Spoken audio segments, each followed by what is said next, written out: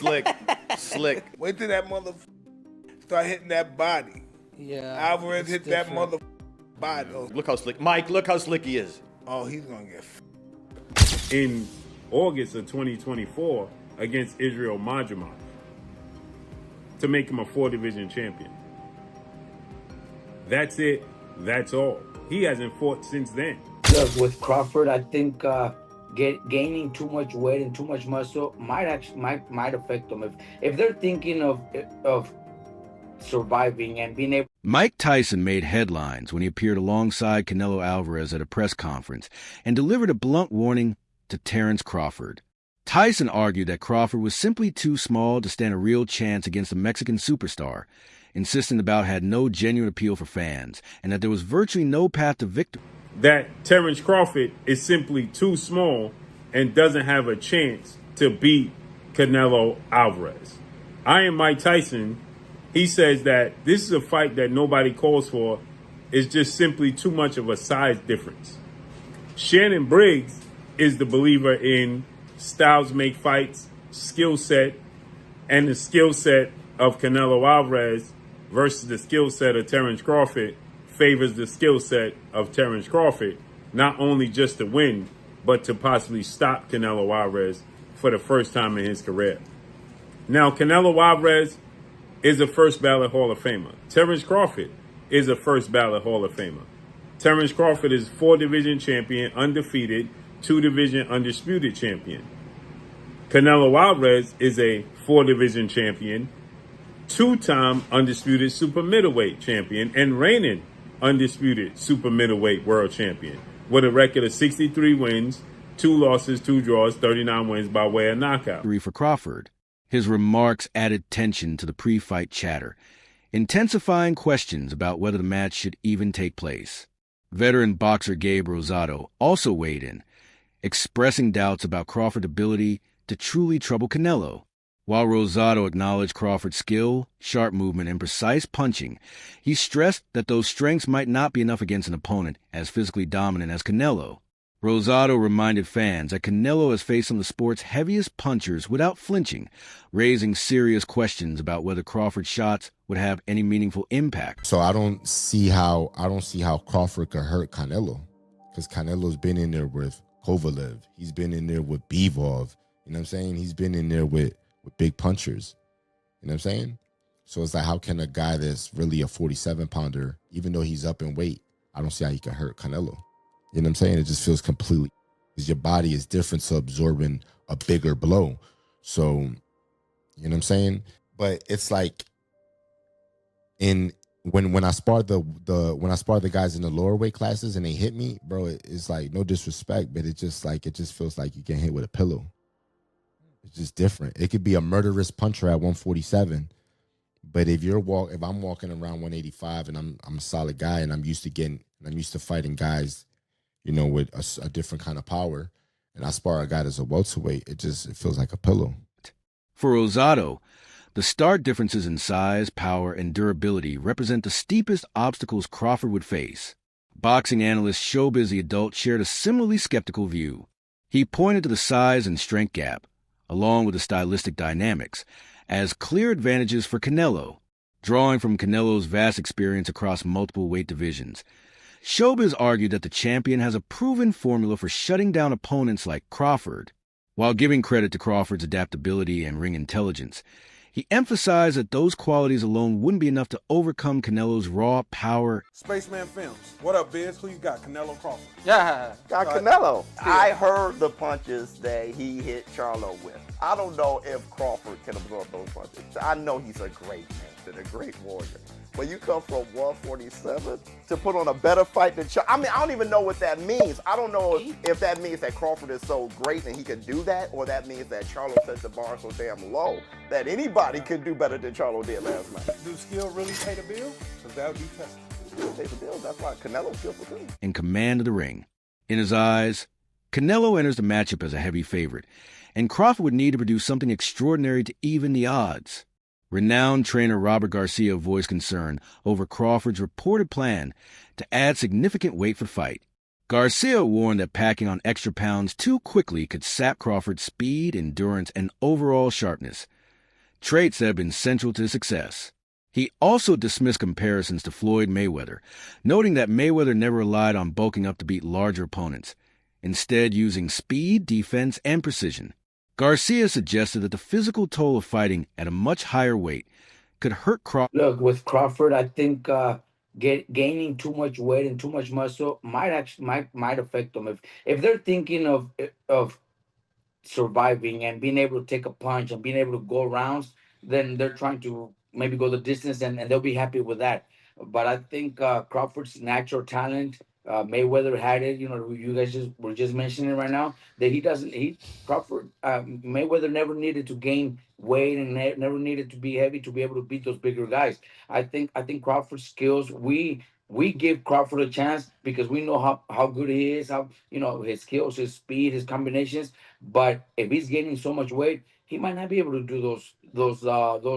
He might not be able to have those same skills when it comes to his speed, his footwork because of the weight. So we'll see. I just hope he's not just training and getting big to survive and go the distance because maybe that's a win for him. Maybe he's thinking if I go the distance with him, that's a big win for me. So I just hope not. I expect Crawford to actually pull up some runs and maybe even pull up the fight. But if he's too heavy, too big, he's gonna get hit, and he's gonna have to exchange punches, and that's where the danger comes in. Offered before the opening bell. Gary Antoine Russell offered praise for Canelo's mastery of his own style, calling him a fighter who fully understands his strengths and consistently exploits them to maximum effect. In Russell's view, it's not simply a matter of Crawford neutralizing Canelo's weapons, because Canelo has built his entire approach on making those weapons impossible to take away. From slick defensive head movement to perfectly timed counters and punishing bodywork, Canelo Alvarez's arsenal has been sharpened through years of facing elite opposition. Gary Antoine Russell recognized Terence Crawford's adaptability and high fight IQ, but stressed that Canelo's knack for dictating the terms of a bout make Canelo, he has mastered his style. Now, typically, Latinos, they got their own style versus melanated black people. Having like more rhythm, more flashiness and panache to their stuff, more swag. Yeah. We just fight different than other ethnicities. If you want to throw Amir Khan in there, his ethnicity, he was in and out. Yeah, that's the European kind of style. Textbook, but that was his style. Canelo got his style and he mastered it. Terence Crawford cannot take nothing away from him. He's like freakishly good, he go both sides, southpaw, orthodox, and I feel like he adapt well. But it don't take much to get hit, especially these little 8-ounce gloves. He cannot slip up. He cannot slip up. He gonna have to stay set from bing to bing from round 1 to 12, and he better be in shape. Yeah. I'm talking about like not 12-round shape. I'm talking about like 16-round shape. A particularly daunting obstacle. He added that when a fighter reaches a level of self-assurance and precision Canelo displays, disrupting that flow becomes an almost impossible task. Russell compared the preparation needed to facing Canelo not to being in 12-round shape, but 16-round shape, underscoring the level of conditioning required. Former world champion Chris Algieri broke down the physical hurdles of moving up in weight. He explained that adding size changes everything, timing, movement, stamina, and while Crawford might look larger come fight night, that doesn't guarantee added punching. That comparison. And yes, exactly what the champ said, exactly what Abel Sanchez said, you're going to put on weight, you're going to be a different fighter. And I can say this, even as a fighter as myself, as I've gotten heavier in my retirement, I try and move around the gym, it just feels different. And even when you start camp, you feel different in the beginning than you do at the end. But listen, we're still 4 or 5 weeks away. I don't know exactly what Terence is weighing right now. And even if he does say what he weighs, man, he's gone out there and said he's weighed, all types of crazy numbers just to get media to respond. So it's really not really going to know until the fight and we see these guys next to each other. He might look bigger right now, but he might not be that heavy. He might still be in the range that these guys are targeting for the fight itself. But I will say this, if you look at it historically, Floyd Mayweather, when he fought Canelo Alvarez, Floyd was 36 years old. Canelo was a young man. I think he was 21 or something like that, or 23, under 23, whatever the case may be.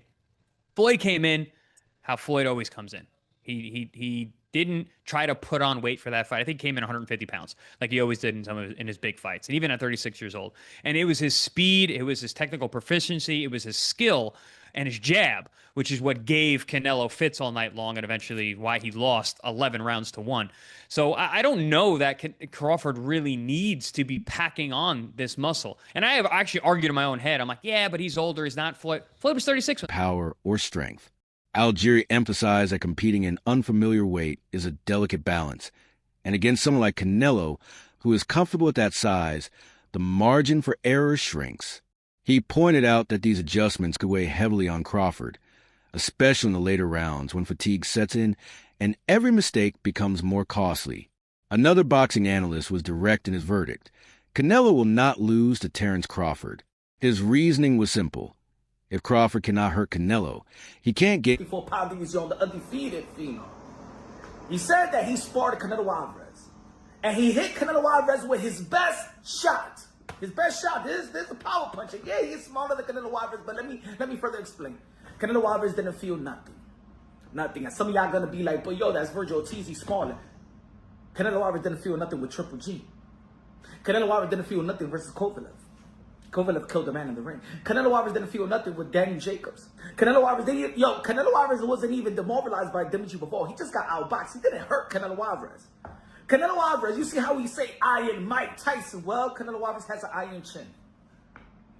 Terence Crawford. And also, put it this way also, after the fight with Jermell Charlo and Canelo Alvarez, and I spoke to Jermell Charlo. Jermell Charlo basically said that, yo, Canelo Alvarez couldn't feel my punches. I hit Canelo Alvarez with 2 left hook and he didn't even feel nothing.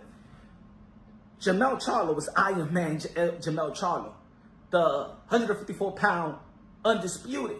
You know what I'm saying? Yeah, he's not active right now, but we all know he was an undisputed, a knockout artist that got all his belt by knocking out every opponent to become undisputed, ladies and gentlemen. Canelo Alvarez has gotten hit with the most devastating punches in his generation, 175 and 160. Fought the likes of Kirkland that was known for power. In his respect. And without that leverage, the fight tilts heavily in Canelo's favor. The analyst predicted that the physical disparity would make it difficult for Crawford to endure Canelo's power for the full 12 rounds. With Canelo's proven chin, raw strength, and ability to control range, Crawford might struggle to establish a consistent offense despite his skill. Former fighter and commentator Willie D offered a layered breakdown, noting that Canelo is younger than Crawford, a factor that can influence speed, recovery, and durability. Is 34, Bud is 37. So you give that edge to Canelo, because in boxing, youth is a commodity. Height. Canelo is 5 feet 7.5 inches tall. Terence Crawford is 5 feet 8 inches tall. So you give the slight edge to Terence Crawford right there. The reach. Canelo is 70.5 inches tall. Terence Crawford is 74 inches tall, which gives him an almost 4-inch reach advantage. Their weight, Canelo is a middleweight and Bud is a lightweight middleweight. Records. Canelo is 63-2-2, 39 knockouts. Bud is 41-0 with 31 knockouts. Canelo's last fight was a victory over William Skull. It was a unanimous decision on May 3rd, 2025. Bud last entered the ring on August 3rd, 2024, where he defeated Israel Madrimov. Ability in the ring. He also pointed out Canelo's height advantage, which should help him manage distance and control the tempo. Willie de-emphasized that age and size aren't just statistics. They directly affect how a fighter reacts under pressure, recovers between rounds, and withstands punishment. From his view, Crawford would be fighting uphill before skill even comes into play. John Ryder, who has gone the distance with Canelo, brought firsthand insight into the discussion. He described Canelo's approach as steady, suffocating pressure, calculated rather than reckless, that wears opponents down both mentally and physically.